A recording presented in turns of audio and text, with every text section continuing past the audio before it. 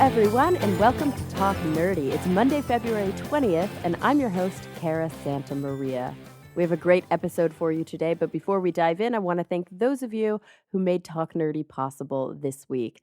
As you know, because I say it over and over at the beginning of the podcast, I've made it my mission to ensure that Talk Nerdy is and will always remain 100% free to download, which means you can listen to it anytime, anywhere, and you don't have to pay a penny. But the way that I can do that is through generous support from listeners like you, along with the ad sales that I do throughout the podcast.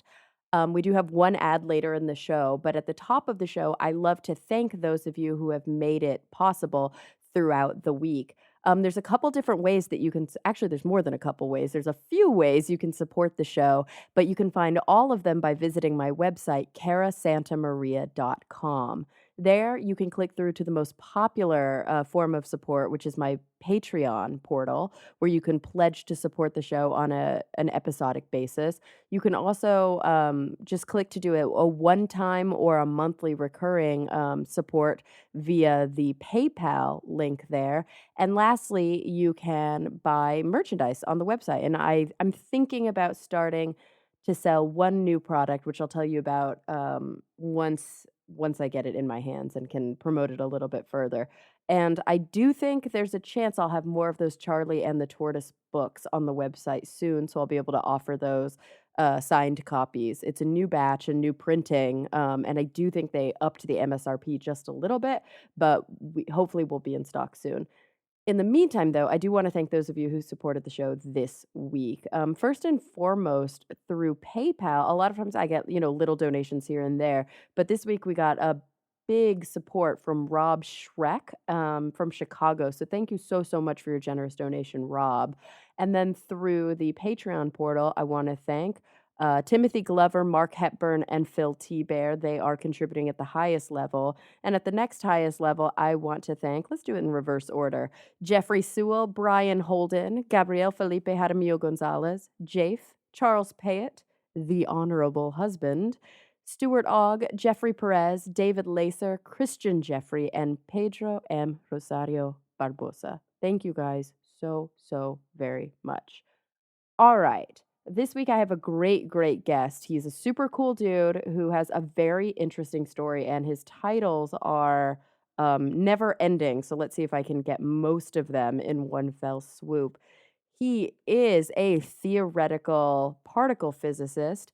He's also a YouTuber. He has a comedy band called Ninja Sex Party and is a cast member on Game Grumps on YouTube. And he is a co-founder and producer of The Story Collider, which is like a live storytelling show that also has a podcast that accompanies it. Hopefully I didn't forget anything. If I did, I think we probably cover it on the show. So without any further ado, here he is, Brian Wecht. Well, Brian, thank you so much for joining me today. Well, thanks so much for having me. It's great to be here. So it's like a monsoon outside. It is. It is in Los nuts. Angeles. I think they said this is the worst storm we will have had in like years and years. Is that true? Mm-hmm. Oh my God. Yeah. They It's said something like amazing. 6 inches of rain, which I'm sure to people listening from anywhere else in the world is like, okay. Yeah. I mean, I grew up in New Jersey. This is Nothing. literally nothing. Yeah, Texas Whatever. too. It's Yeah. nothing. But in LA, it's a really big deal because the infrastructure like doesn't allow for rain. There's no drainage. There's no drainage. Right? You drive along the streets and there's just puddle. I mean, not Mhm. puddles, but like these thick pools of water. And people are trying to get their cars through 'em. It's like flooded everywhere. And then because it's been so windy, we have a lot of palm trees and the fronds fall off and they fill the road. And it's not like, it's more like when there's a downed tree than when you just lose some leaves. Like fronds are so big that you can't really sometimes drive over them. Yeah, 'cause for it'll sure. damage No, your car. coming up here, I had to move around. Swerve. It was a little maze. And of course, my house has no gutters, so it's like a pool of water in the front. Yeah, mine too. It's It's kind of fun. It's a challenge just leaving the door every day, especially we have a 2.5-year-old whose only goal when it rains is to find any puddle she can and just stomp in it as hard as possible. See, she knows the joys and the pleasures of life. It's the best. There's Why don't nothing we do better. that? Yeah, we do sometimes. We're like, forget it. We'll just get wet and then stomp around in puddles outside. I It's love kind that. of awesome. So I have a 10-pound dog. So not only does he not wanna go out in this, but when he does go out in this, he's drowning. Oh, he just walked Yeah, in on speaking of cue. the That's dog. hilarious. He's drowning in it when he walks outside. You know, his stomach is just soaking wet when he comes back in, so we have to Yeah. keep a towel by the back door so we can dry him off. We Little have man. a 50-pound pit bull, Oh. but she's terrified of the rain, like, will not go outside, so every time we do force her out so she can pee, comes back in, and it's like a greased pig trying to get her so we can towel her Oh off, my and gosh, that would be so it's hard. At least with him, I can scoop him up in a towel and kind of, like, baby swaddle yeah, him. we tried that, but it's like a two-person job Oh, to wrestle her and no. dry her off. But we let him out twice today, and he peed twice, and I got home from the gym, and my boyfriend was like, "He crapped on the rug." I was like, "Yeah, I kind of expected that." He will not go poop outside in this. It Yeah, just no, takes too ours long. won't It either. stresses him out. Yeah, Do you wanna jump up here? Come there he on. Aw. is. Hiller's joining us for the show. We'll see how long he wants to be here. He might give you guys a little bark too Oh, because it's crazy outside. So this morning I woke up, he was sleeping next to me, and I woke up to him growling at the wind, like you do. do we I get mean, I've only lived out here in less than 2 years now. Are there mhm. thunderstorms? Do we Not ever get them really. out here? The Yeah. it does happen. We will get thunder and lightning, but it's not like Jersey or Texas, Yeah, you yeah, yeah. know? And they definitely don't come out of the blue. Like, everybody knows about it for days Right. before a thunderstorm. They're like, "Batten down the hatches, Yeah, I get know, the people are, ready." like, loading up on supplies, and you must have grown up with hurricanes and stuff like that, right? Not hurricanes, but tornadoes. Tornadoes, Yeah, okay, just gotcha. and in Texas, I mean, I think what most people know about it if they live there is that the weather is so unpredictable. It's just, 75 one day and then like a few hours and it'll be in the 40s Whoa. and you get these flash flood thunderstorms out of nowhere. Um and they're really violent, and then you have the Yeah. tornado sirens going off and stuff. It's definitely not like that here in Yeah, LA. we did not have that in Jersey either. I mean, the weather was variable from day to day, but it wasn't just like, oh, suddenly the heavens would open up and it would start raining Oh, yeah, kind of that happens all the routinely. time in Yeah. Texas. It's kind of amazing, but it's a little scary. But also, every Texan knows how to drive in the rain, and that's why it makes me insane in Los Angeles because Nobody. it's barely sprinkling and people are driving like there's 3 feet of snow on the road. Yes. I Yeah. can't deal They with it. do I've noticed they do it one of 2 ways. They either slow down to a crawl or they floor it, trying to get like as if that getting to their destination faster will It's make gonna them help them. safer, right? Yeah, yeah. It's like, "Come on, just don't drive in the lane where all the flooding is, and you'll be fine." But My favorite is when people cancel plans just because it's raining. oh, that Like, "Oh, just I happened to can't me. I can't come over today, it's raining." And you're like, What?" That literally just happened to me. Well, I'm supposed to meet up with a friend here in our neighborhood, and then we're gonna go to Pasadena to do dinner. And I'm still meeting the people in Pasadena after, but the one friend that was gonna come along for the ride was like, Can I just meet you in the hood? I'm not gonna go to Pasadena. Like the It's like, rain "It's is not bad." raining that hard I either. know. It's It's just so raining." funny. But the one thing I get about it is it does make you not want to get out of bed. Oh, for You sure. definitely want to wear sweatpants in this weather. Especially when it's, like, a little bit chilly like it is Mhm. right now. I Yeah. love it, and we're drinking hot tea. Oh It's my the gosh, best. it's the best way to podcast, actually. Yeah, there's a lot of talk about rain. I think we did that because you can probably hear it in the background, so get in the mood, y'all. Yeah, setting the scene. All right, so I'm super excited because Brian, you have a super weird job, and you used to have also a super weird job. Not so much for my podcast listeners because I have scientists on the show all the time, but you used to be a theoretical astrophysicist. Not astrophysicist, just You are right. theoretical particle Theoretical physicist. particle physicist. Yep. Dang it. I have so many astrophysicists on the show. That seems to be like the trend, right? Mhm. Astrophysicists are more the ones who do TV and radio interviews Yeah, all the time. there are a couple with particle physics, there are a couple notable examples like Brian Greene, Mhm. right? Brian Cox actually, I think, is particle Yeah, physics but as even well. with Brian Greene, I think he's more known for string theory, Yeah, which is for sure. particle physics, but it's like this bizarro version of Yeah, it, right? So, exactly. but you're right. He's not a cosmologist, but like mutual friends of ours, like Sean Carroll, he's Yep. definitely a cosmologist, Neil and Tyson, Neil Tyson is a right, yeah, yeah. cosmologist, and yeah, astro. Astro. So you were a theoretical particle physicist, and you no longer are, which is the funniest thing to say. I mean, But in once a some particle sense, physicist, always a particle. literally exactly what For I was about sure, to say. yeah. But, you no longer work as a particle physicist, and Yeah, that's right. so it's like, did you get bored? I Well, don't okay, so what I do now is I'm a YouTuber. Mhm. So I have a couple of YouTube channels, and basically what happened was I had this the whole time I was doing physics. So I went on the typical academic track, grad school, postdocs, and then eventually got a professor gig. I was also doing comedy and music on the side because I've always done that. And midway into my second postdoc, I was at the Institute for Advanced Study in Princeton. So I was going into New York to do comedy and music and stuff like that. I started a band slash YouTube channel called Ninja Sex Party, and then that just kind of kept going over the years. And you know, I was moving around because I was an academic, and my partner Dan was largely based in New York, although then moved out here to LA. And he wasn't an academic. No, not at all. Like, he Mm. was basically a professional musician. I mean, he, like, lived in his car in Philly for a few years while he was struggling to make it, I love like that you can do that in Philly. I know. I It love was Philly. it was awesome. And when I met him, he was living have you ever been to the McKibben Lofts in Brooklyn? I haven't. It's like this kind of hipster commune, you know, so basically, Is it in Williamsburg? Where it's is it in in, Brooklyn?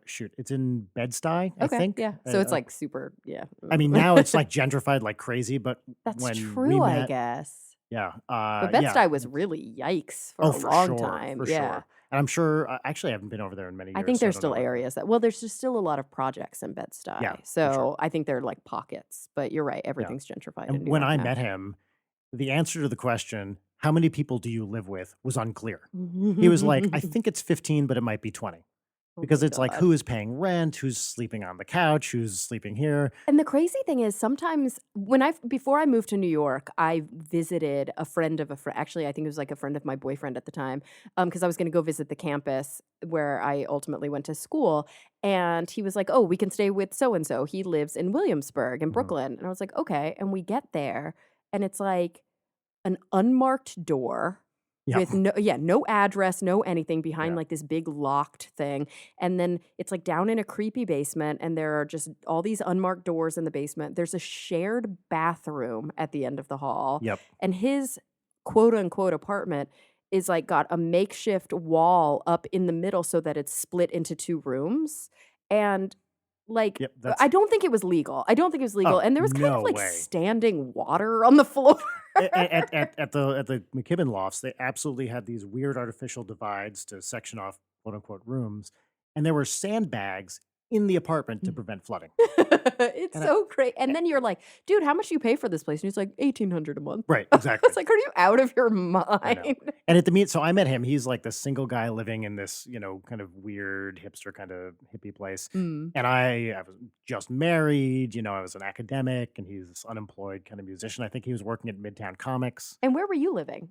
I was living in Metuchen, New Jersey. Okay, So we basically picked a place that was kind of in the midpoint halfway. between, yeah, Princeton and Manhattan. Makes sense. And so we started this thing, this band and YouTube channel. And as I was going through my academic career, the YouTube stuff just kind of kept going. And then, long story short, eventually the YouTube channel became so popular that it was a second full time job. And in the meantime, wife and I had a kid. And so I was a dad and a full time professor and a full time YouTuber. And I was like, something's Yeah, it's like 3 full-time yeah, jobs. exactly. So I kinda had to pick one and stick with it. Obviously, the parenting thing wasn't going anywhere. Like, "I'll just put that on the Yeah, shelf until she's, like, 17." exactly. So after many months of stressing out, because I had the UK doesn't have tenure. They have de facto tenure, but Okay. uh, so I had a permanent, what's called a permanent job, which is Mhm. like tenure here. But anyway, it would be very difficult for me to be fired. It was like a permanent position over there. Gotcha. So I went through this whole thing of like, should I give up this basically lifetime job security for career in entertainment, which Which is is, like, totally freelance yeah, and undefined and literally the opposite of yeah. job security. And you're like, "Yeah, I'll do it." Yeah. I So and love that. luckily my wife was on board, and after talking about, you know, is this the right decision? Did she want to move to LA? That sort of thing. We went for it. I love that, And and so how long have you been here in LA? You said 2 years? just under, yeah. Just So we under moved 2 out here years. July 2015. So you did, an undergrad straight into a PhD, or did you take time off? I took 1 year to teach high school. Okay, So but you did a bachelor's and then a PhD. You didn't do a bachelor's, then master's, then PhD yeah, I mean, I did the thing where like I could have checked a box. Actually, I did do this. to pass I through, checked a yeah. box and got a master's, but you know, that was just the first year of classes from the Yeah, and then you did 2 full postdocs. How long were those? I did 1 and a half post 4 postdocs 4! full. So that's 4 postdocs total. Holy shit. 3 years at MIT, Uh-huh. 3 years at the Institute for Advanced Study, 1 year at the University of Michigan, and then 1 year at Harvard. So, do people in physics I have a friend who is, one of Brian Greene's students, and he's, like, perpetually doing postdocs. I mean, at Mhm. this point, I Yep. think he's actually moved over into another field as well, but he never really got a permanent faculty position. He would just keep going from postdoc to postdoc. Yeah. Is that just because it's sometimes hard to find a job, or is it a choice that people make because they don't feel like they're, like, ready to No, go no, into? no rational person would say, "Well, I'm not ready for a faculty position." Yeah, like, I Like, wanna do 4 postdocs in a yeah, row. it's just there are very few jobs, and like many academic fields, the hiring is, certain fields are popular in certain years and Mhm. unpopular in others. And like when I graduated in 2004, string theory jobs were so I was more or less a string theorist, even though what I really worked on was supersymmetry and quantum Gotcha. field Yeah, theory. but there's a lot of crossover there, right? Yeah, for Yeah. sure. And so string theory jobs, which had really peaked in like the late 90s, early 2000s, were going downhill because the LHC was about to start and everyone was very excited about what's called phenomenology, which is basically particle physics. But, like, experimental particle Well, physics. yeah, but I'm talking right now, even just in the theoretical Mm. job market, because theory jobs are are a different thing than experimental So jobs and blah, there's blah, blah. theoretical particle physics that still kind of utilize some of the understandings from CERN and from Oh, yeah. yeah, okay, Yeah. gotcha, but they're still doing the theory stuff. That's right. So, roughly speaking, there are kind of sometimes people call it three camps of particle physicist theorists. There are more formal mathematical people, Mhm. basically string theorists, although these lines are a little fuzzy. And then there are what are called phenomenologists, which are people who are dealing with either current experiments or future experiments, basically anything you might potentially measure. Whereas like string theorists are typically not doing kind of data driven I stuff. see. So you're not really doing the measuring when you're a phenomenologist. You're doing what a lot of people might do in other branches, like in biology and psychology. You might do this a lot, where you are taking the data from another lab. You're pulling like database data, and then you're doing a lot of manipulation with it and theorizing based on the There physical there's a bit of outcome. that, and then there's also people actually, most of the people, when I was coming up as a young physicist who were phenomenologists were doing it wasn't even so much data driven because the LHC hadn't started Oh yet. yeah. It was, what models might we make of what the LHC might see, and what tests could you make to check this model? So by Hmm. model, I mean set of particles and interactions. So if you were a phenomenologist who was interested in supersymmetry or whatever, you would say, okay, well, I think these particles are going to behave like this, and here's a thing you can check to see if this is right. And then when the LHC comes online, here's a test that they could do to check it. So Gotcha. it wasn't even data driven. It Yeah. was like, okay, well, in however many years, check this and see if it works. This is what's so funny about theorists in physics in general, is that when they're like, "Oh, I'm gonna go back to the lab." Like, the lab is a computer, you Or know what I mean? or a pad. Or a notebook, Right. yeah, Yeah, yeah, yeah. yeah. There's no it's so funny because it's still hours and hours of work Oh, in the yeah. lab, but there's no equipment in the Nope. We're lab. super cheap. Yeah, like, the extent of it I think you mentioned this to me, the other day, that kind of the most extreme version would be needing to go to a supercomputer somewhere. Pretty much. Yeah. Yeah. And then that was relatively rare among Mhm. people I knew. Most of the stuff you could do on a actually even a laptop. You didn't even need a desktop. But That's crazy. yeah. So all the computationally intensive stuff I did on Mathematica on my laptop, Yeah, yeah, basically. yeah. So I had a podcast a few weeks ago now, maybe a few months ago now, where I was invited to go down to Austin and moderate a panel at the Paramount Theater between Michio Kaku, Brian Greene, and James Sylvester Gates. Mhm. And so three string theorists, Yeah, I kind know of all those coming, guys. yeah, coming from different schools of thought a little bit, different labs and things. But we dove super deep into string theory, like what is it and what does it mean and what could it tell us and how theoretical is it really? Is there any experimental evidence? And all of them, I think collectively at various levels said like it could all be bullshit. Like it could all Yeah, it would not be pan out. intellectually dishonest to not admit that. Yeah, and Yeah. and some of them were like and it's not just like, "Oh, there's a sliver of a chance." It's like, there's a pretty good chance that this isn't anything, but Yeah, it for makes sure. sense on paper, and it's one of the best kind of options we have right now for sort of reconciling, quantum gravity and some of these things. So, Yeah. we had a great chance to do a deep dive. Was what you were studying very similar to probably some of the things we talked about in that episode, or were you on like a different kind of tack? Well, let's see. So probably the guy of those three that I had the most research stuff in common with would be Hmm. Gates, Okay. because he's a supersymmetry guy. Hmm. I mean, he's kind of an old school supersymmetry guy, but in fact, he was around at the very beginning of supersymmetry. I Yeah, forget. I think he was one of like the architects of some of that, Yeah, right? he and other collaborators of his. Hmm. It's a very interesting story, at least to me anyway. They kind of developed this way of thinking about supersymmetry in this language, which I forget, other people like Warren Siegel, I think, is part of this crowd as well, have this very particular language and way of thinking about supersymmetry that is peculiar to them. Like, if you their notation is something that really only they Oh, use. interesting. And I mean, it's you can decipher it. It's not like it's impossible to tell what But they're like you can saying. tell exactly who they are based on Yeah. looking at their So, notes. but if you read their papers, you can be like, "Oh, that's a Gates paper," Yeah, sort of thing. that's cool.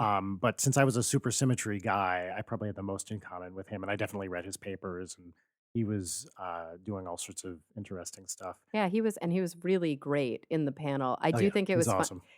Absolutely, it was funny because I tried to stay away from it, but, I can't remember if somebody in the audience asked a question about God or more if I was trying to ask about how they feel when theoretical, particle physicists or physics is sort of bastardized in, like, quantum woo-woo. Oh yeah, yeah, Like movies like What the Bleep Do We Know and things right. where Oh, people start to try to talk about consciousness in that way. And I think that Michio Kaku was the most sort of an apologist of that, oh, and for but very sure. It's the funny kind of about stuff it. he does, right? I Exactly, mean, and, like, not to denigrate no, him, no, no, and but the funny thing is the more that I got to know him, the more I really appreciated that, like, a lot of it was grain of salt, and a lot of it he's kind of doing in jest. yeah. Like, when he says God in the same way Einstein talked about God. Like, I think some people take him to heart, but I Hmm. absolutely was like, "I don't think this guy believes in God," but I do think he thinks that, like, God is a word we use for some sort of cosmic whatever the fuck.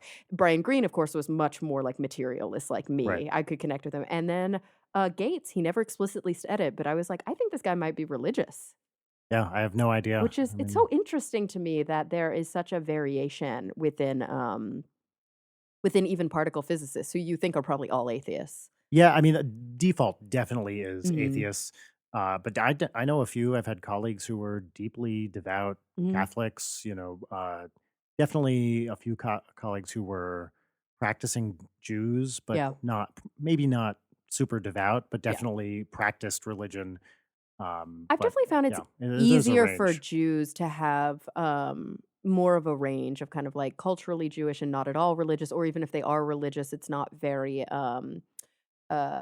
what's the word? Like, even there's nothing evangelical right? about it, and so and not even literal, Yeah, and yeah, there yeah, are some Christian sects where it's much easier, I think, to reconcile for sure. sort of the teachings of Jesus with these deep physical phenomena, but it does become harder the more sort of literal, Yeah, you and know? I had a lot of Israeli collaborators Mhm. too, and of course, for a lot of Israelis, the whole country is tied up in their identity, and Yeah. you can't separate the country from the religion. But so So much of it there's a is just, lot of like, it. Yeah, cultural. exactly.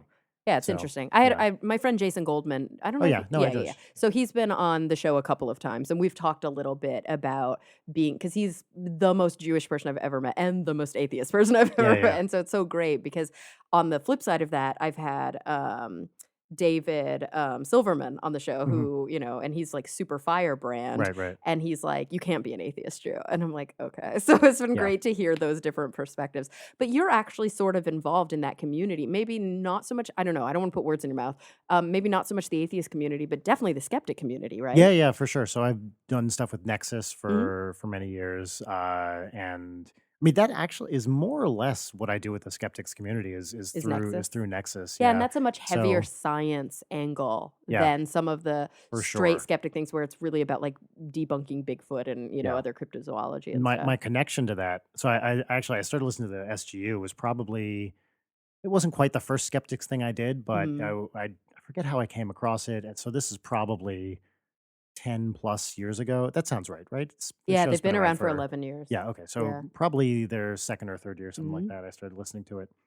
Was it And before or after Perry had passed it away? was after. It was after, Yeah. but when Rebecca was there. Yes, Yes, okay. exactly. Yeah, so you're right, probably about 9 years ago, something Yeah, like that that. sounds about right. And I just had it heard, I think, recommended as a science podcast, that sort of thing. And I listened. I was like, oh, this is really great. And they were talking about Nexus. Mhm. And this was, I think, the first year I was living in Jersey at the time. And I went to check it Well, yeah, out. it's right there because it's It's in New York. right Well, I don't there. know back then, but now it's in New York Yeah, every it was year. in New York. Yeah. And for the in between speakers, they bring on George Robb. I love George. And I was like, wait a minute. My biology teacher was a George Robb senior who I know has a son named George Robb Jr. And No. so George's dad's a biology teacher? yeah, he started out at my high school as a PE teacher. And then apparently when I had him for biology in ninth grade, and I'm kind of blowing the punchline here, even though I'm sure you can see it coming, it was his first year teaching science. Yeah. No. And so after he was done with his set, I went up to George and I was like, hey, man, I think I had your dad for bio. And he was like, yes, you did. So we talked a little. That's We had gone to the same hilarious. school. He Are you sort guys of the same knew. age? He's a little older than I am. Okay. Yeah. But I had an older cousin who went to that school that he knew a little bit. Um, and then through George, actually, I remember I stayed in touch with him a little bit.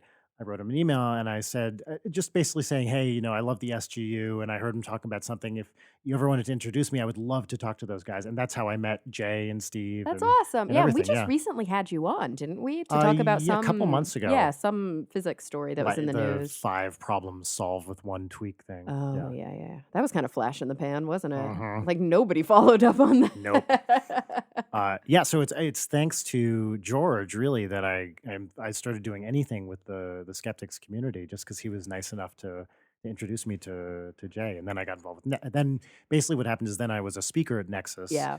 and then And now got you're like really involved. involved, Yeah, right? now I'm on the organizing committee and stuff Gotcha. like that.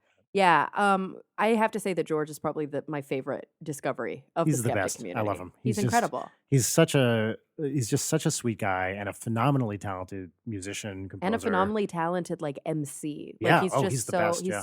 he's always everyone's go-to because Mhm. he's so entertaining and He's just so good at what he does. He's a total professional. He's just the best. yeah.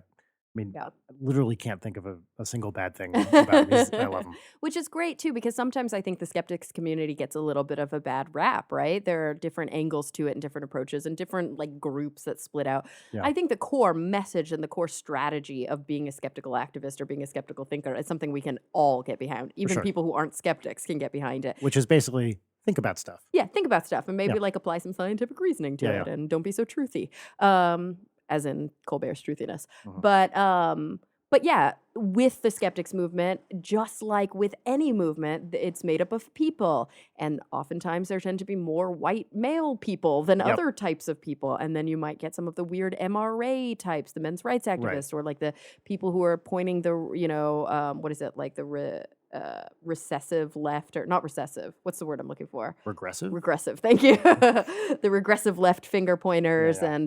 And then, it's really hard because when your core message is just think about stuff, but you have people on different ends of the political spectrum, there's infighting there. For sure. And I didn't realize, so when I started doing skeptic stuff, or I did a few like talks here and there, and I didn't realize that.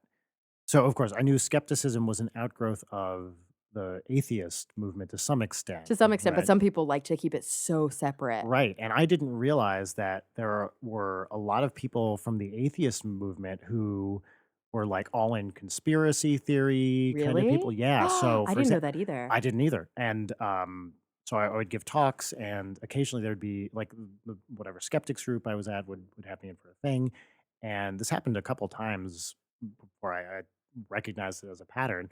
There'd be some kind of older person there, and they would ask some like way out of left field question. I remember one guy asking me once, he was like, when I was growing up, there were 2 galaxies outside our galaxy and now they're gone. How do you explain that? And you're like, I have no idea what you're talking Yeah, about. exactly. And I'm like, well, galaxies don't disappear. So, Okay. I didn't even understand the question. Maybe we thought they were galaxies and it turned out they were farther away and Yeah. they were a different phenomenon. Like those Messier objects or Messier objects. Yeah. At the beginning, they were just all fuzzy things in the sky. Right. Like nobody knew what any So- of them were. Right. And so maybe data got better and things were reclassified. I don't Yeah, and even we know. realized, oh, that's a cluster and it's not a galaxy. It Yeah, just exactly. looked like one. So Huh. anyway, I asked after the second or third time this happened, I was like, why are old guys asking insane questions all the time? And the last time it happened, maybe this was not the case with the first two, but seemed like a reasonable guess. They were like, "Oh, well, he's sort of a holdover from the atheist group, and a bunch they've been they kind of went away, and they were subsumed into the skeptics group, and Interesting. he's not really a science guy. He's more of a sort of anarchist, conspiracy theorist, You're just atheist very guy." anti-religion and Yeah, all the garbage that exactly. comes with that. Yeah, And but that then doesn't always mean that you're a critical thinker. right, which Not is at something I all. never even thought of because at least in Because they all my go together. yeah, exactly. Yeah, I actually came to skepticism through atheism. I was an atheist first, then I became a scientist, and, I never knew there was an atheist movement. I openly talked about my atheism separately in blogs and things, and then people would start to reach out and say, "Do you wanna speak at this event?" And I got to be good friends with David Silverman, and Mhm. so I would come on. I wrote the, foreword to his book, actually. Oh, We yeah, don't cool. agree on almost anything, Oh, but I think that's why he chose me. that's awesome. And so I did a lot of stuff there, and then the guys reached out to me. I had been to, like, Skepticon, maybe Aposticon, but again, I kind of thought of it all as the same thing, Yeah. and then the guys reached out to me on The SGU Skeptics guys. Guide, Yeah, yeah. yeah, and they were like, "Hey, do you wanna be our new co-host?" And I was like, "Sure, but I don't consider myself part of this community, I don't." And they're like, "First of all, you're a skeptic, and second of all, the fact that you're not, like, in all of the drama is, like, the most attractive thing about you." Yeah. So it's really funny because when I work with them, sometimes they'll, like, mention things that have happened in the past, or they'll talk about, like, blah, blah, blah gate or blah, blah, and I'm like, "I don't know what any of this stuff is." Yeah. And they're like, "We're gonna keep you pure." That I try to avoid all that stuff as well because 'cause I'm Yeah. not super involved in the rest of the skeptics community.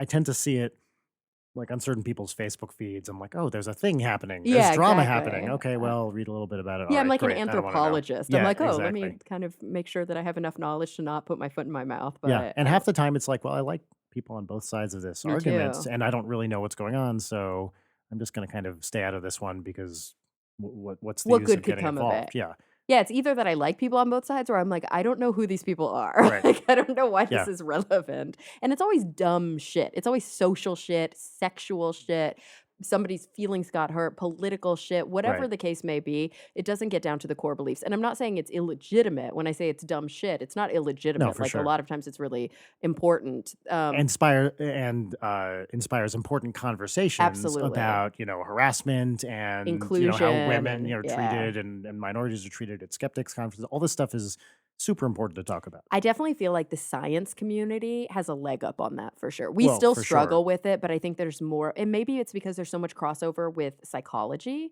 and sociology between that and sort of the biological sciences, and then you move into the physical sciences. Yeah, Yes, like physics, for example, and engineering and computer science have the least women, the least for sure. people of color, the least, but I definitely think that when I go to science conferences and they have like non-gendered bathrooms and they have like a harassment policy, and we try to do that with SciComm Camp. I don't know where it comes from, but they're definitely way more ahead of the curve. I'm starting to see that more with skeptic conferences and Yeah, yeah. atheist conferences, but I don't think that they've always been kind of at the front of the I curve didn't there. see it super much, to be honest, in physics conferences, but it I really would. is. It's so It's all white dudes. male Yeah. that it's almost. I mean, it's not exclusively, but if it's like 10% women at a typical conference, I'd be Mhm. shocked. Like even Mhm. that seems high to me, unfortunately. Yeah, that's, and Um, it is changing, which is great. yeah, I think absolutely. that there's, like, at Caltech, which is a heavy, heavy, like, physics and engineering and math school, right? They don't Hmm. even offer certain, like, I have friends who have neuroscience degrees from Caltech, but they don't actually have neuroscience degrees because you can't get a neuroscience degree Oh, there. really? I They didn't know actually that. are chemists or they're, Oh, economists or wow. they're but they, like, focused on aspects of neuroscience. Yeah, the only way you can do neuroscience at Caltech is computational. Huh. That's the only neuroscience track. So if Wild. you wanna do, like, one of my best friends, Crystal Dilworth, she's been on the show. She has a neuroscience degree, but it's molecular chemistry. Hmm. She just happened to study molecules in the brain. Yeah. Um, but yeah, so but even there, I think they have gender parity at the undergrad level, which is Great. great. That's Yeah, awesome. it's getting to be That's closer and great. closer that at the under. I mean, we still have the leaky pipeline problem, but back when I was an undergrad, the physics department had very few women. Oh yeah, for me too. Well, I mean, I was a math music double major at Mhm. Williams College, and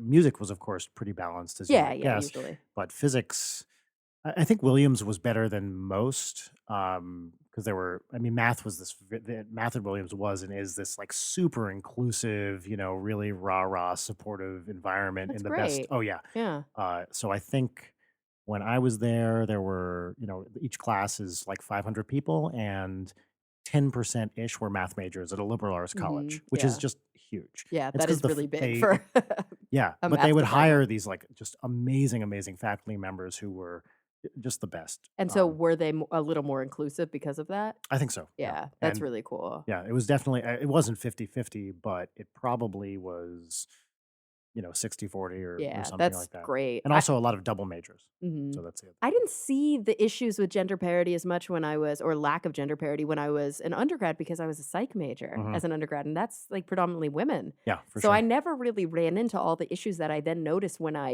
because instead of going straight to my PhD, I did a separate master's degree at my home university for my undergrad, so I actually Mhm. changed departments.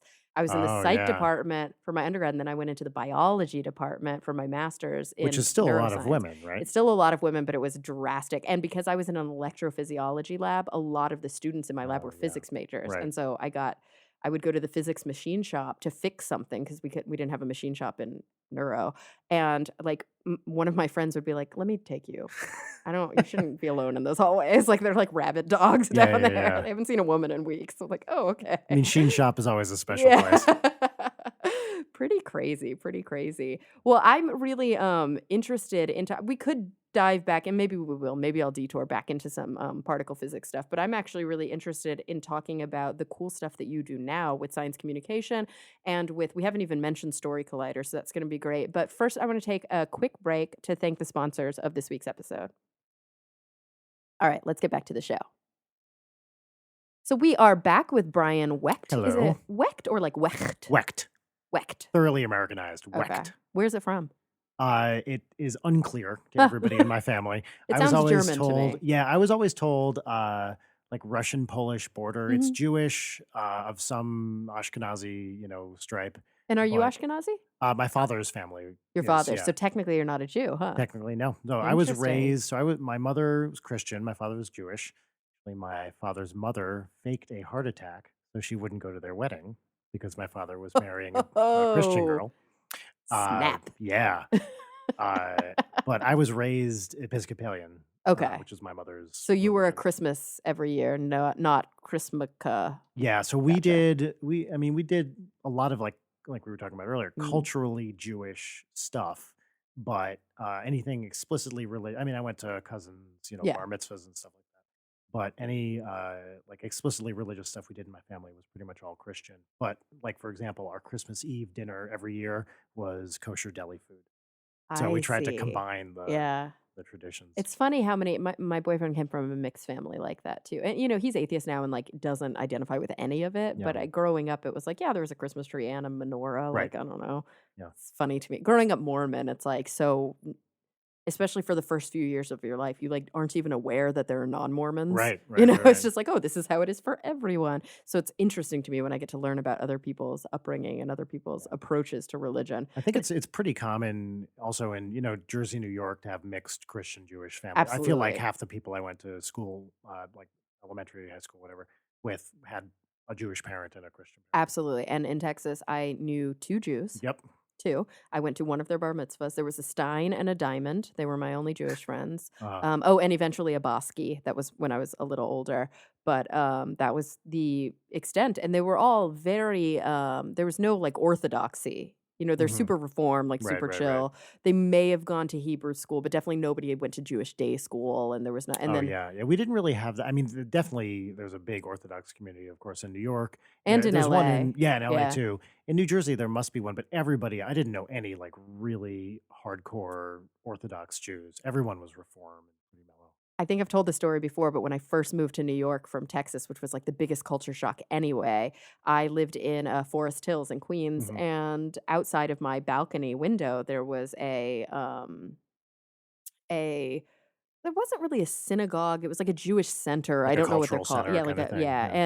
and it was Yom Kippur, maybe. Oh, I'm totally fucking this. There's a specific name for this Is it one is it tradition. Purim? Was it Purim Maybe when it they was like went? with a chicken.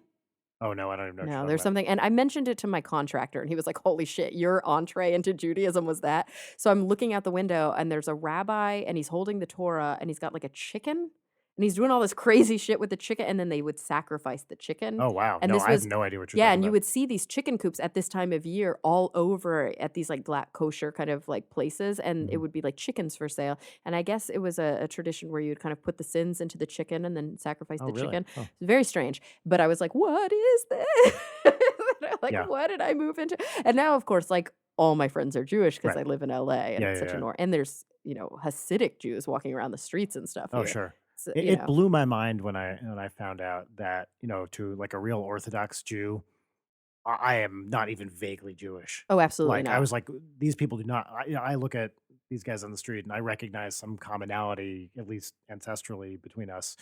That is not a two-way No, thing. absolutely not, Yeah. because I mean, these are the guys who I think this happened also to my boyfriend once. He was walking around his neighborhood, and he is technically Jewish, like, his mom is Jewish, but, like, he doesn't ascribe to it at all, so he kind of was, like, not the nicest when he did this, but somebody walked up to him on the Sabbath, right, and was like, "Are you Jewish?" And he was like, "No," and they were like, "Can you turn, like, my can you I need you to turn my refrigerator," like, something Mhm. had happened at their Oh, house, yeah, yeah. and they needed to do something because if they hadn't, like, Yeah, something yeah, would yeah, go yeah. wrong, and he was like, "Jesus Christ," like, went in the house and, like, Mm. helped them flip the switch or whatever. 'Cause it's a totally different world. Yeah. Yeah, we just don't, have that. There was a town not far from where I grew up in New Jersey that had, I might be getting this slightly wrong, but basically had a magic line. I think it's called an eruv outside, so that you could go outside, but it defined outside to be inside. So you could say technically you were inside because you were inside the boundary of this line, and you could check online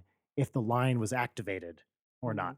So god. it like had a website, and I say this not to ridicule it at Yeah, all, but no, it's but it just is like it's the thing that fascinates me the most about Judaism and always has is the, the like, hacks. yeah, like the way in which it's all about obeying the letter of the law, but not the spirit.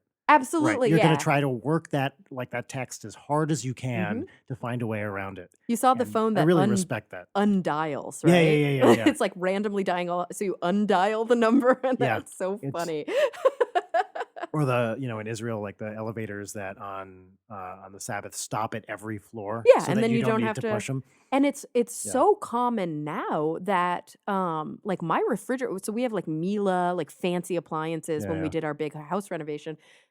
Our refrigerator has a Sabbath setting. I don't know Oh, what that wow. means, but Uh-huh. it's a Sabbath setting, so That's it's, like, wild. so common, and people, I guess, need that to incorporate into the because actually, some of those aspects of the faith aren't even, like they're not Hasid they're a little more orthodox, but they're Mhm. definitely not, like, full Hasidic Yeah, Jews yeah, yeah, yeah. that require that. It's just people that aren't, like, fucking atheists like you. Right. Dirty atheist. So anyway, we haven't even talked about some of the really cool you mentioned it at the beginning, but some of the really cool SciComm stuff that Mhm. you do now. So the YouTube channel that was gaining the success, Ninja Sex Party, Yes. are you still doing that? Oh, yeah. Yeah, that's a big part of what And I is do that now. your main YouTube do you have more YouTube channels I now? have 2 YouTube channels. So one, Ninja Sex Party, is when I started, and that's honestly what I spend most of my time Mhm. doing. We're musical comedy, so I write the songs, we shoot music videos, and we just started touring, That's this past year. awesome. Yeah, so we've been playing, we sold out the Wiltern a couple months Huh. ago, and, like, Is it different genres to go with the different songs, or do you have, like, one genre, like, your sound, and then it's just the comedy aspect that changes? it varies a bit, but generally speaking, our style is very, like, 80s synth pop, Okay. but we kind of move around a lot in between genres. But, not like Flight of the Conchords where, like, No, not you quite that much. embody a kind of a genre by the song itself, and you Yeah, no, actually, no, like, no. change your costuming and stuff. Not really. I mean, most of what we do is like, our last album was very kind of hair metal-y, but there was one song we did which sounded kind of like a medieval ballad, and so we Huh. do try, just to make it interesting, try to move around genre-wise a little bit, but generally speaking, it's like 80s synth pop. And is that just because you love '80s synth pop? It was actually because it's what so for up until about a year ago, Mm, everything we were doing music-wise, I was just doing myself on my computer for the instruments, mm. and the instruments I could get to sound the best were synthesizers, because otherwise it sounded like kinda derpy trumpets and stuff. Yeah, definitely when you're doing a lot of you're right, like computerized. It's much better when they have that already Yeah, computerized sound. exactly. And do you So play any instruments? yeah, I play keyboards and I play a bunch of woodwinds. So I play saxophone, clarinet. I love I that. used to play a lot of tuba, but I haven't done that in many, many Oh, years I love it, now. so dorky. It's the So dorkiest instrument you it's can the play is the best. It's tuba. because in high school band, I played Barry sax, so I was always on the bass line, and my band leader was like, "You should just learn to play tuba because you're basically playing tuba parts anyway. So just learn to play it." And then And then you were like, "This is way less cool." it, but in college, I was a member of it was technically a marching band, Mhm. but it was really like a stay in one formation, then scramble into another during Gotcha. the football games. And then I got to play sousaphone for that. Neat. And we had this like giant white fiberglass sousaphone that I got to traipse around with. And that was yeah, I mean, it's not the coolest instrument in the world, but it was definitely there's something about the raw power of a sousaphone that is It's just pretty cool. unmatched. Yeah. Especially when it's this weird like white fiberglass thing. It's very Seussian, Indeed. I should say. Yeah, there used to be an ad on MTV, I remember, it's like a cartoon dude, and there was a meter, kind of like you would see on, like, your equalizer, Mhm. and it was, like, sexual interest or whatever, like, sexuality based on instrument, and the Uh-huh. first guy was, like, a metal guitarist with the Yeah, long hair, and yeah, it's like, and yeah. went all the way up, and then it was, like, the drummer, and then the last one was tuba, and it was like, it was, like, so sad. It's Yeah. like, I'll oh, always love the tuba though. Mm. that's great. I think that's And I awesome. will say in college I played it a lot and would when October came around, there was this like spike in the number of gigs I'd get because it was Mhm. Oktoberfest season. Oh, So me and a yeah. couple other students formed this little oompa band Mhm. that would play like 6 or 7 gigs just in October. Essentially, we'd play they barely even pay us, they'd just get feed us sausages, and then that would be it. And then, that was the bulk of my tuba playing. So wait, you said that you played a lot of brass. Did you also say you played woodwinds? Yeah, woodwinds mainly were what I Oh, did. So mainly really? saxophone for many years. Saxophone. Saxophone was my main instrument, but I also played clarinet Do you know what as my well. favorite instrument is? What's that? Oboe.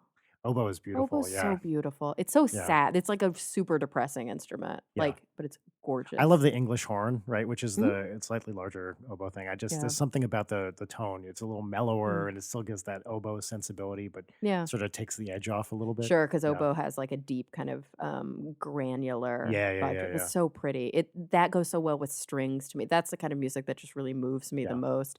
Okay, so and your musical partner in Ninja Sex Party, you only have one bandmate?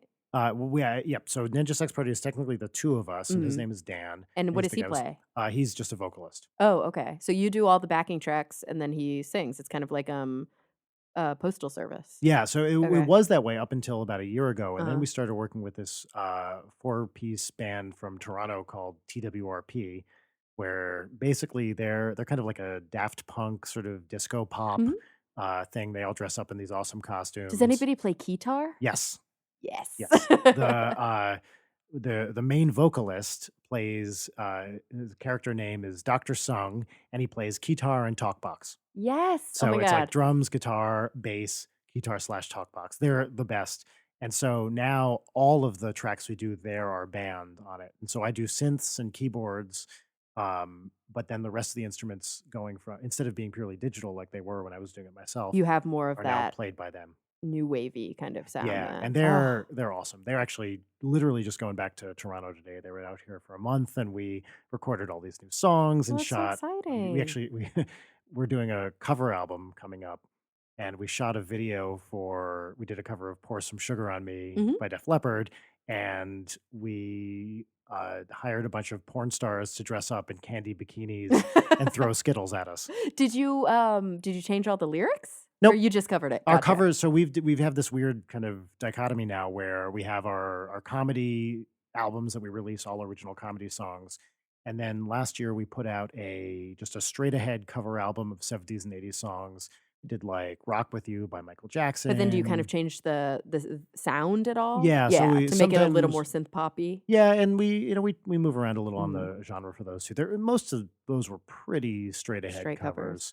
covers, but that did really well, and so we're just in the middle of wrapping the next cover Mhm. album right now. Oh, fun. Do you wear Yeah. costumes? Are you like Devo? I love Devo. Yes, I dress up as a ninja, so Oh, okay, that's I'm in great. full ninja costume. I'm also a Devo Oh fanatic. my god, Like I fanatic. Love it. love Devo. Love it. Um, Which is rare. I Yeah, think. I mean, these people days, do yeah. like Devo. They do. But Gates of Steel is the greatest song ever. Yeah, that is a great But song. there are definitely people who, like, don't get it. Do you also like you might not. Do you like any punk rock? Is that I kind don't of know. I feed mean, I in? like yes, I mean, I like I like what I hear, but I didn't do any, like, super deep dives into punk. Sure, sure, but since you like that kind of synthy poppy sound, see, Yeah. one of my favorite I shouldn't even call it a band because it's one dude, and I know one other person on the face of the planet that What is actually it? likes him, Adam and His Package. I've heard of him, but I don't know anything about him. I think you would love Adam and His Package, like, just based on the kind of sound that he Yeah. has a very particular voice, and sometimes people have a hard time with certain sounds just because of the voice. Like, I also really, really love a band called Coheed and Oh, Cambria, yeah, Coheed actually, but some they people were hate Claudio's on, voice. what's the guy's name? Miguel? Is that the main who's the main guy? Claudio. Claudio, sorry, Yeah, yes. yeah, yeah. He was on my other YouTube channel, Game Grumps. Oh, that's So, awesome. yeah, but before I I forget, love do them. you know McCluskey or Future of the Left? I No. think you would like them because Okay, their cool. I love Future of the this. Left is very punky. I think they're Welsh. Mhm. As far as I know, they're mostly the same band, except Future of the Left has a little bit of synth stuff in it. Sure. Very like hard. It's almost like Rage Against the Machine style, but But, like, more synthy. yeah, a little more I like synthy. that. Yeah, I think you'd like it. Do you guys have a theremin? We use that sound occasionally, but we Mm. don't actually have a theremin. I tried to learn to play theremin. I got really into So it for a hard. while. It is so fucking hard to play. Did you have the dial one? You know, you can get the one where it's sort of like No. a cheater theremin. It's No, I like a didn't have valve that. trombone. Ugh, So you have one where it has a little dial or a little slide where it actually tells you what the notes that's are. genius. No, Yeah. I just had, like, the standard Moog with the one antenna here and the Yeah, loop yeah, yeah, antenna, yeah. and then I That's would the watch real thing. the real one, yeah, and then I would watch, videos of there's this one theremin player that you Clara can Rockmore? no, it's a guy. Oh, okay. But I remember her, but Yeah, she was she's old the school. It original. was like Yeah, black yeah, and yeah. white, all Yep. of hers. But then there's a guy that Moog actually ended up hiring and taking on the road to help promote because he's so phenomenal, and he does, like, the theme from Amelie, and Oh, he does, like, wow. Crazy by Gnarls Barkley, and it's It's amazing. phenomenal. Watch it, these like subtle shifts in Ugh, hand position, right? And the it's genius. yeah, it's See, I would think incredible. that you'd be super into theremin because you're a physicist. Yeah, I love theremins. I just It's don't have like the impossible to play. you need like perfect pitch to really do it, right? You Yeah, have to have you this do have to have an complicated like incredible ear, and you also have to be really still. Like, yes. your arms must get super sore because it's like, the hand that does the volume, probably a little easier because 'cause you're just phrasing, Yeah, yeah. but sorry, the volume's on the loop, isn't it? No, the loop is the pitch, Loops and of the then pitch, yeah. the volume's on the long antenna.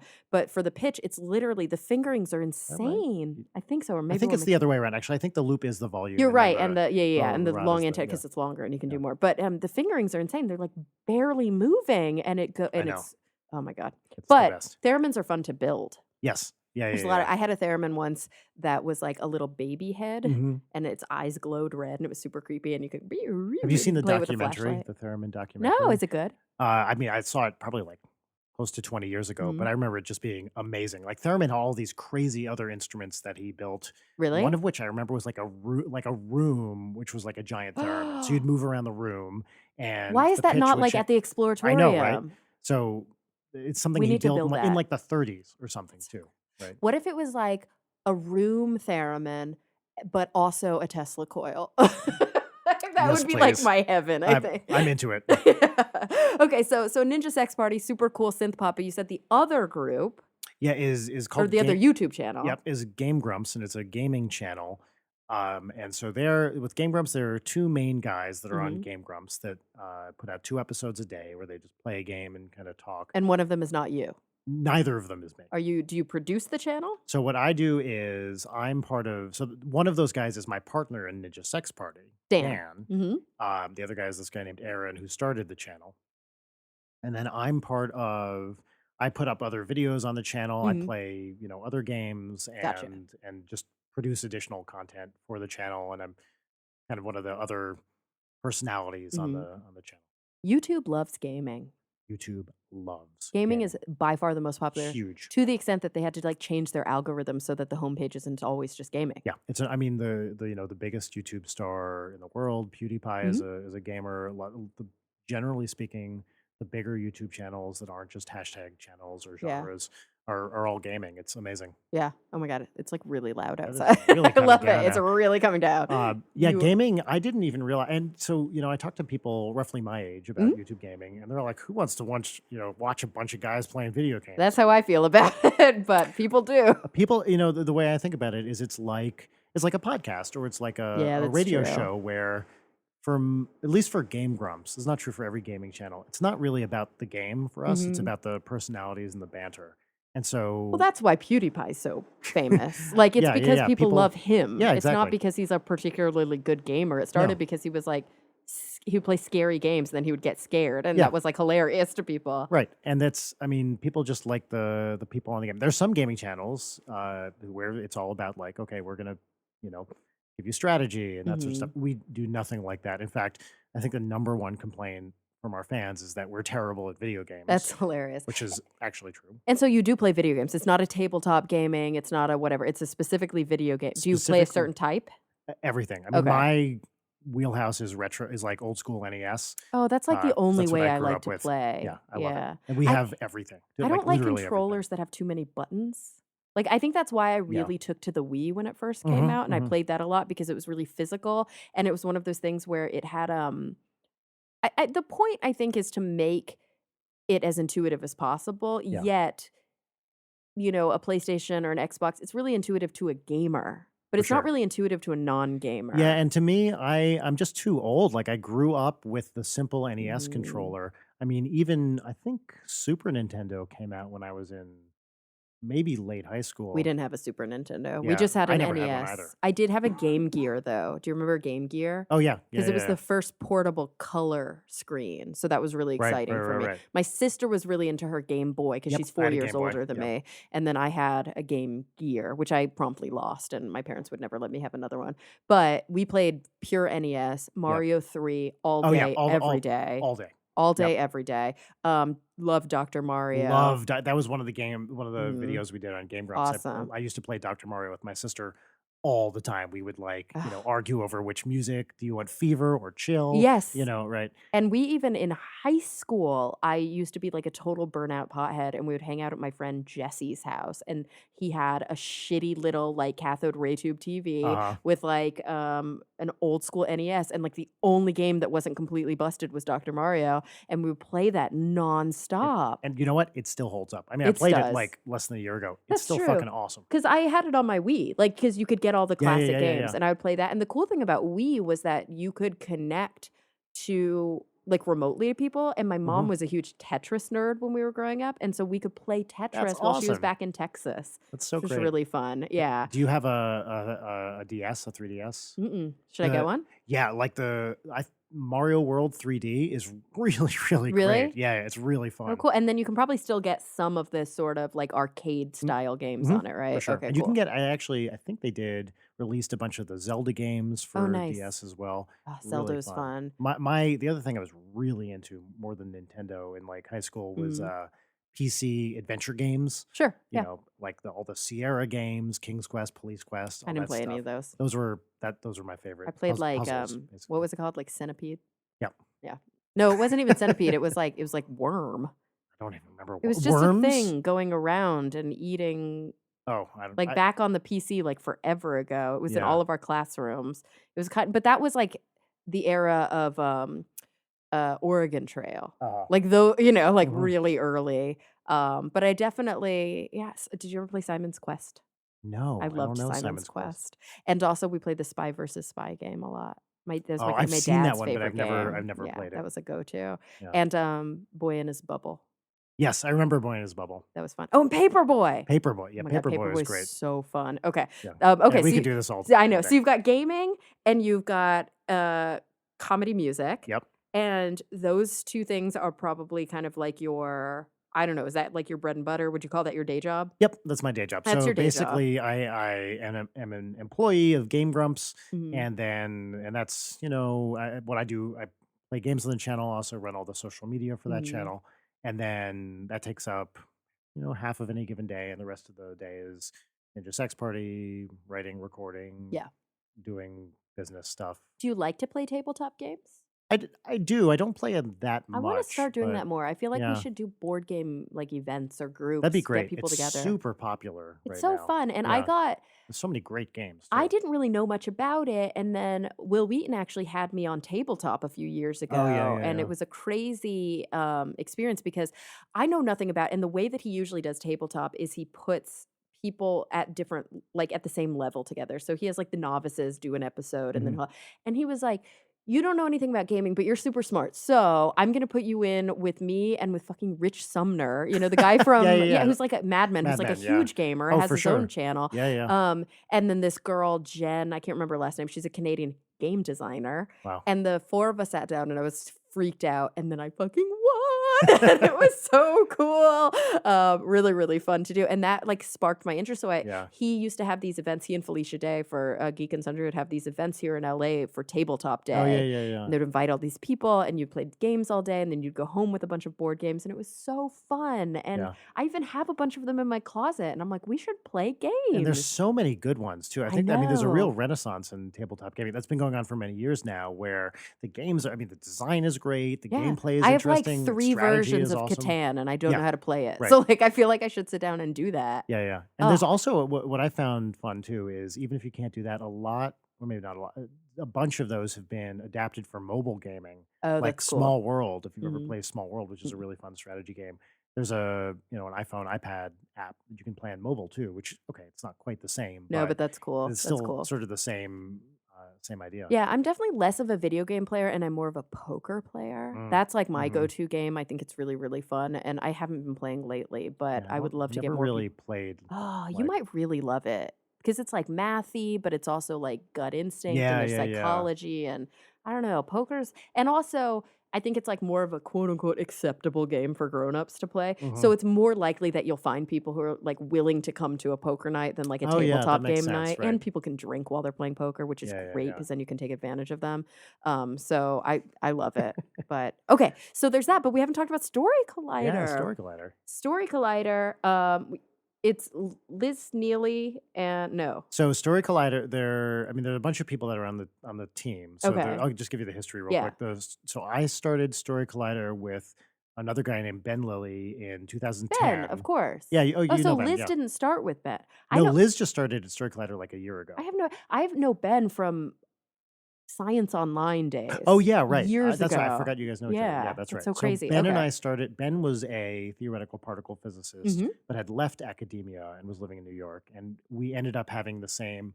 We were both taking storytelling at UCB in New York, not in the same class, but we had the same teacher.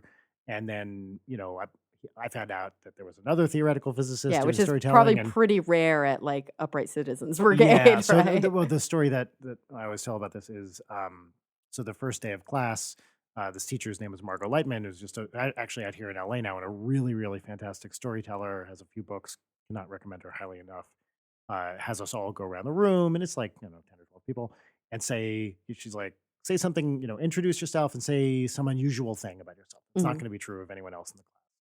And I was like, well, I got this unlocked because I'm a theoretical particle physicist. And so I say that, and I said, that's my unusual thing. And she's like, oh, yeah, I know another guy that does that. And he's a storyteller too. Yeah, like my class before you. Yeah. I already met one. And Come up with something new. she said it's Ben, and I knew Ben's name from papers. Like I'd seen Yeah. his name on Isn't papers. that so funny? And so I reached out and we basically did a story date. We went to a storytelling show and then Oh, you started did a Story Collider. story Yeah. date. That's so Um, sweet.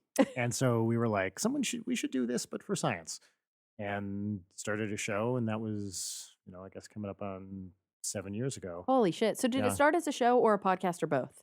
It started, I mean, I'm gonna get this slightly wrong, but I think podcasting was just such an obvious thing to do. The Of first thing we did course. was a live show, but then it was so obvious once we had the recording to take stories from that and do it as a podcast. So it was So pretty soon after or even in I think it was conjunction at with the it. same time. I Yeah. mean, I might maybe I'm no, I'm 100% sure we had stories from that first show on a podcast. And Ben actually Ben handled all of the podcasting stuff. He either Mhm. figured it out or knew how to do it or something like Is that. Ben still doing Story Collider?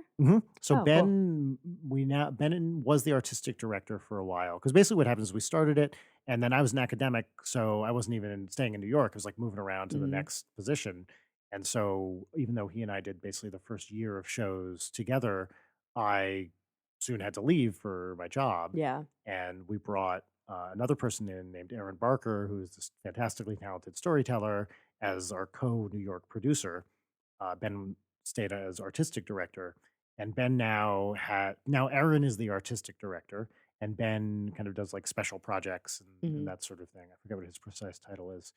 And they're Um, both in New York. they're both in New York. I mean, they're still Ben still hosts Story Yeah. Collider there and produces the shows, but is no longer the artistic director because he wanted to focus on some other stuff that he is doing. And now Aaron is the artistic director, and Liz, who we were talking about, Liz Neely, Mhm. is our executive director. We're a Gotcha.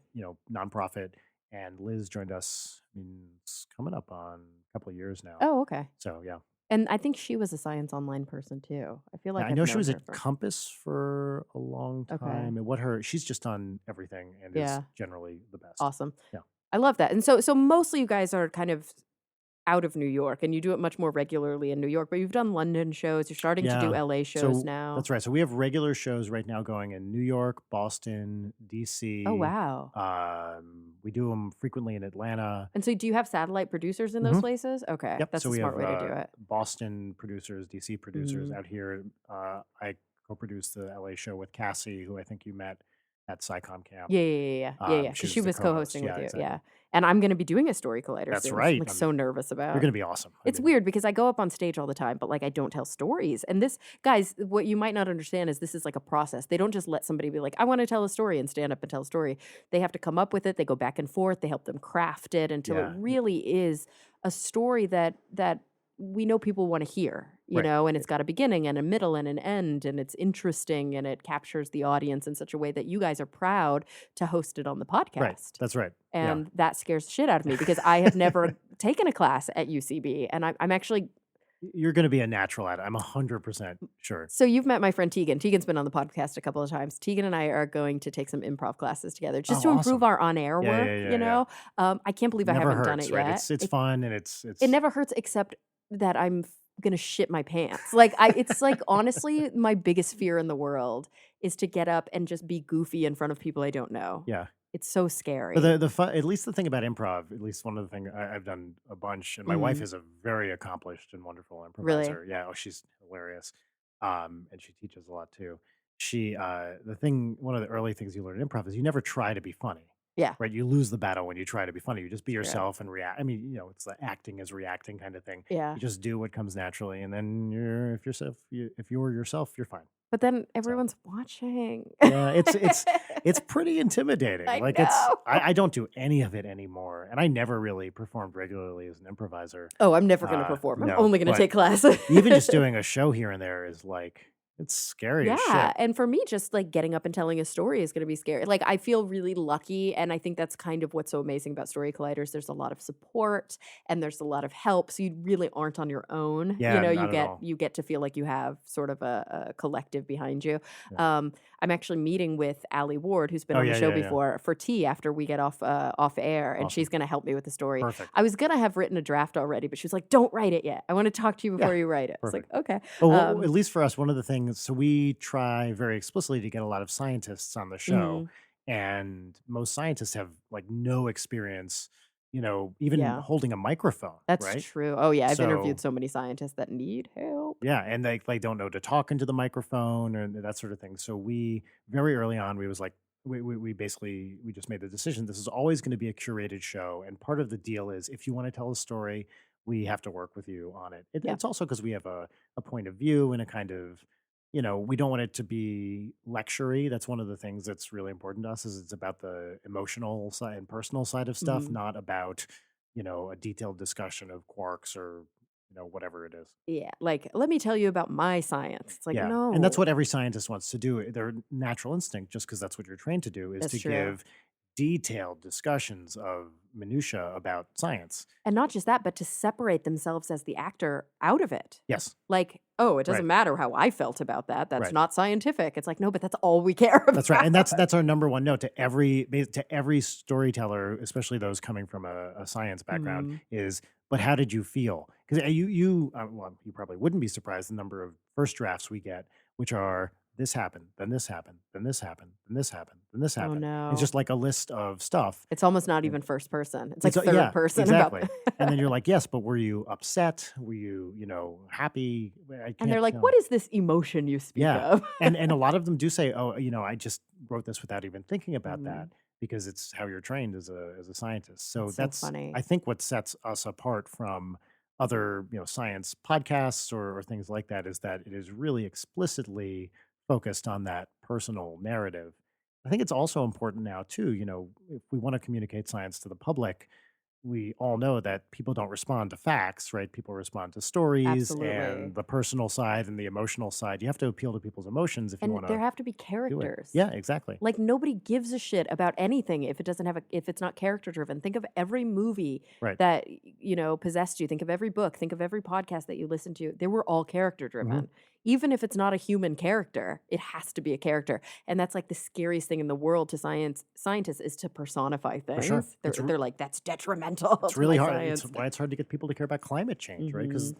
Earth is not a character, right? What you Yeah. care about are the people being affected by it. Exactly. That's And true. That's the only time you really think about it is when you yeah, think about the and people in so those far areas. there is so I mean, the examples are getting more and more, but there are relatively few And examples they're of it's ha people and those being people are affected. so far away and so They're different. they're Yeah. very, typically very underprivileged communities, right? Very poor, a lot of non-white communities, Mhm, mhm. and And it's hard for people to put themselves in their shoes. those stories you don't hear those stories because the people are not in a position to tell them. And Yeah, so and that's also something. Sorry, go ahead. no, of course. I think it's finding that balance, right? It's like, I don't wanna hear about something depressing. But for sure. It's like there has to be a silver lining or there has to be some funny aspects to it or something warm and fuzzy to it. Yeah, It can't just be one note. It's really hard to right. just sit down and go like, I'm gonna especially for a film, like a documentary. I do it all the time, but I'm like a glutton for punishment.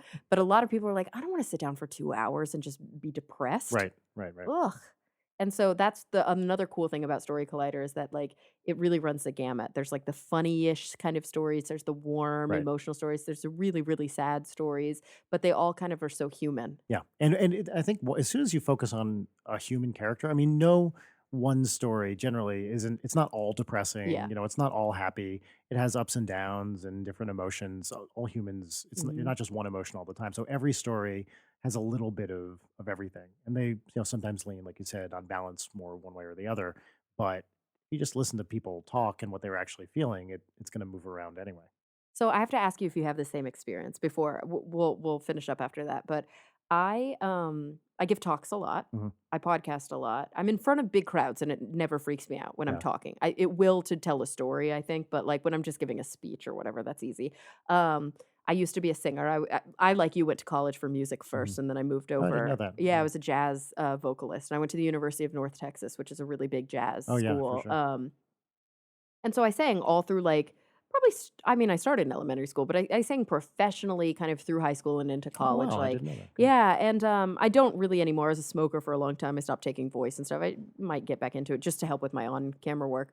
That said, as easy it is for me to get in front of a crowd of thousands of people and give a talk, every time I got up to sing, like that 10 seconds before I started and about 30 seconds into the song, I always felt like I was gonna shit my pants. Mhm. Do you get that when you perform music? Not really, no, and Really? How do you get past it? Is it just doing it a lot, or is that something I'm always gonna struggle with? I don't know, maybe it is just doing it a lot. For me also, I mean, I've never really had stage fright for performing and, I don't feel like with it's even stage fright. I don't know how to or explain whatever, it. nervousness, for me, I'm also in a special position, at least with Mhm. Ninja Sex Party, well, and storytelling too, because unlike, let's say, classical Mm. music, you don't need to be perfect, and Yeah. so with Ninja Sex Party, I mean, we've played our biggest crowd recently was we sold out the Aragon in Chicago, which is about 5,000 people, which is just amazing. But That's amazing. I'm dressed up in a ninja costume and like everything. If you screw something up, it's a joke. It's funny. Yeah.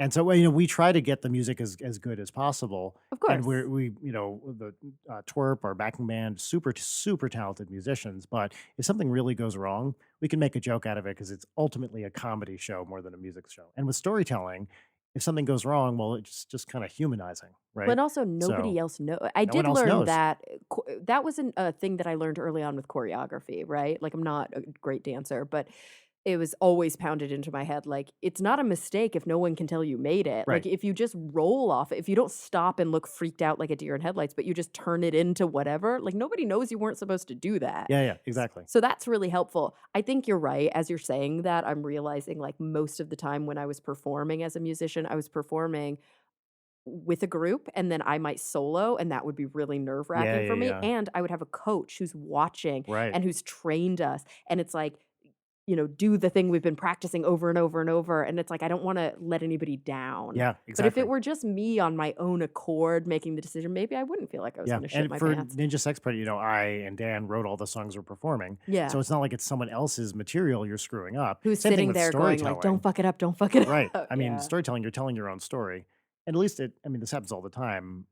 You just go back, if you forget something that's crucial, you say, "Oh, I forgot to say." Yeah. And then you just say it and no one even no one cares. I actually I know I'm gonna do that a lot, and I Yeah. see people do that during storytelling, and I appreciate it, especially when, like, because this is just kind of my personality, when you be like, "Oh, oh, I almost forgot the most important part." Yeah, It just, like, pulls you for in, sure. It's you're right, it's humanizing. Yeah, It's the same reason I don't really edit the podcast. It's right. just I don't It's maybe people don't wanna hear me, like, I think you could hear the sound of me drinking tea earlier. I didn't realize I was so close to the mic. Maybe that's kind of Yeah, I was gross, but coughing, yeah, off but mic, it's like, really, we're people. yeah, All right. Well, Brian, I always end the show with the same 2 cool. questions, and I'm gonna ask you the same 2. When you think about the future, and this could be contextually bound however you want, so it could be like your own personal future, it could be kind of the future of the globe, the future of your community, whatever the Mhm. fuck. The first thing is, what is the thing that, like, is most disconcerting to you? What keeps you up the most at night? Like, what are you worried about? But on the flip side of that, what are you second question, what are you really optimistic and hopeful and excited about? Worried about probably a million people have said this, it's climate Climate change. change, yeah. I mean, yep, it's always the answer.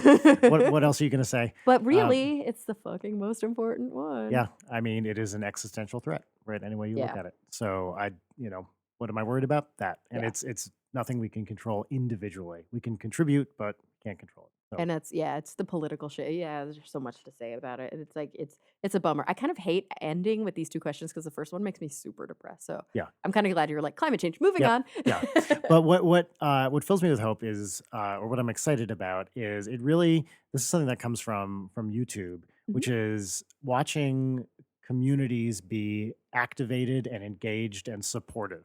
And I know a lot of what you hear online, are people like trolls and really horrible shit going on. But Especially with YouTube. especially with Yeah. YouTube. But I think you hear less of, and what I see whenever we meet fans or do shows or storytelling or whatever, is you see people supporting each other and Mhm. really becoming part of a real actual community, not like a fake, you know hypothetical one, but a real community of people who Yeah. are looking out for each other and supporting each other. And one thing I'm very hopeful for the future is, especially whether you want to talk about politically, progressivism kind of being activated by all the stuff that's going on now, or even just otherwise marginalized groups of people, them coming together to be a supportive force for one another. Absolutely. There really is something to be said about the fact that we have this tool to connect us. So now, if you were living in a smaller town or a community where you were maybe like a little shy or nervous to try and find, or it's just not your way to go out and try to meet people, and you have such specific interests and goals, you can find people that are so similar to you, that are so like-minded, which Hmm. is kind of what it means to find your people, Right, right? To find your group. And it used to be really hard to do that. And now for it's sure. so easy. And the Yeah. the sad part is you may not be able to see each other in the flesh as often as you'd like, but because there are, you've got these YouTube channels that unify people, and then a lot of times they are kind of genre specific. Hmm. So then there's like a con that you can go Well, to, exactly. or That's what I like, was going to say. Is there are opportunities at cons, at hmm shows. So when we do the Major Sex Party shows or the Game Grumps shows, which I actually don't do the Game Grumps stuff, but I've been to a bunch of them. hmm Seeing people come together and say, "Oh, this is my group, and I'm finally in the same place." yeah, and they're There like, are oh my always god, these you're touchstones. RJ279. They're Yeah, like, yeah, yeah, yeah. dude, I was just responding to you. Right, Like, it's super exactly. cool. Yeah. So I think it's to me, I've seen it just a bunch of times over the past year. It's just it's a wonderful feeling to see Yeah, people coming together and and just being a part of something big. I love that. Brian, thank you so much for coming on the Thank you, show. Cara. This is super fun. Super fun. Before you go, let everybody know like where they can find you on Twitter or Facebook or your YouTube pages, like how they can reach out. Yeah. So on Twitter, you can find me, my personal account at Bwecht, Bwecht. I think I spelled that correctly. And then the two channels are Ninja Sex Party, which is musical comedy, all social media stuff like that. It's all Ninja Sex Party, so you can find us there. And Game Grumps, same thing, YouTube, all the various socials. And I think I'm Bwecht on Instagram and maybe a couple other things as Are you a well. big Instagrammer? I big like I do a bunch of it. You It's do? mainly the social media platform I like the most is Twitter. Me too, by far. But Instagram, I like Instagram a lot too. I'm trying to get better at it. It's mostly pictures of my dog. Yeah, I do a bunch of those. Yeah. For me, it's a lot of pictures of my daughter because she Yeah, is, aw. 2.5 and just at the cutest Adorable. possible Yeah. age right now. But yeah, for Game Grumps, we do a lot of Instagram. Awesome. And that Very, sort of very stuff. cool. Well, Yeah. again, thank you so much for joining me. Super fun and for having a nice spot of tea. Yeah, thank you. It was great. And everybody listening, thank you for coming back week after week. I'm really looking forward to the next time we all get together to talk nerdy.